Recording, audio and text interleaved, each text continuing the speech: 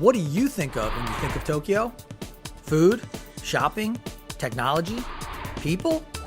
Join me and get to know some of the city's most notable neighborhoods because I'm taking you on a whirlwind tour through the Japanese capital. And this is the actual starting point. Back in the 17th century, this was known as Point Zero, the beginning of Tokyo. And if you wanted to come to Tokyo, you had to come through a checkpoint. And you also had to carry a passport because back then, you couldn't go anywhere and get through any of these checkpoints without a passport. If you did come through, you would see characters here. I can't read them, but you know what one of them says? Kyoto is 503 kilometers away, as well as some of the other distances to southern points in Japan. Today, there are 23 wards that make up this fascinating city, and we're going to show you a few of them right now.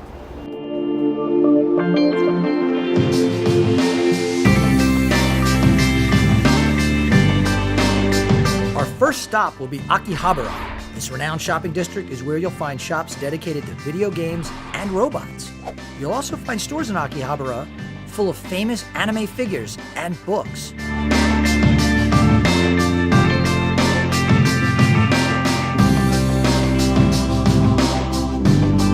It's the perfect place to pick up a little souvenir or, more surprisingly, an anime-inspired snack.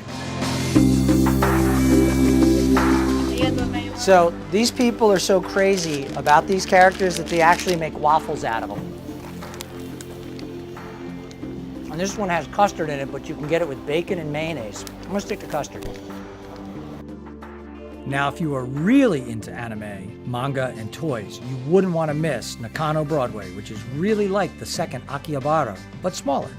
Here you will find stores full of toys, manga, and artwork, including a gallery featuring Takashi Murakami.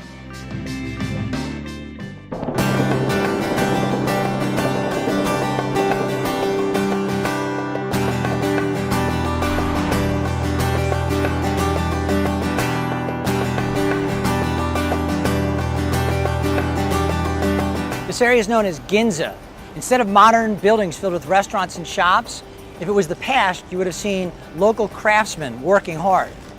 The name Ginza comes from silver and mint because they actually worked with silver here in their local shops, but they also minted money. Today, you actually come to Ginza not to make it, but to actually spend it.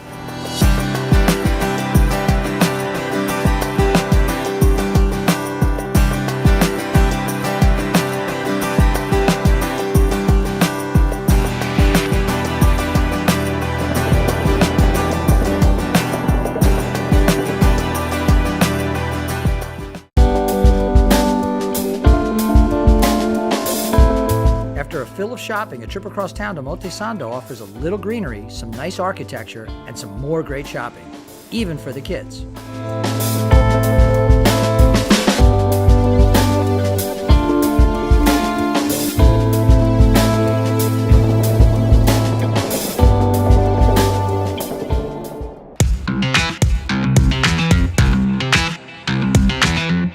A short trip away in Harajuku, modern fashion reigns.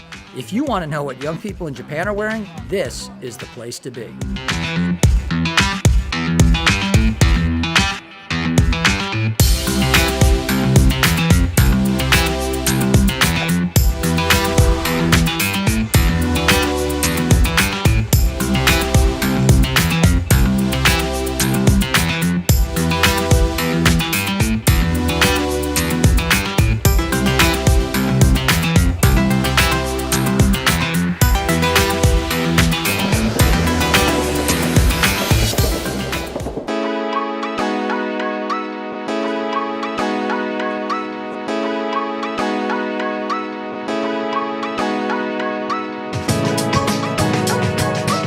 Our last stop is Shibuya, one of Tokyo's most famous wards.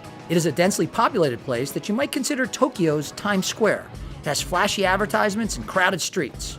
It's another great place to shop, a place to discover some local talent, and a great way to begin or even end a trip through Tokyo.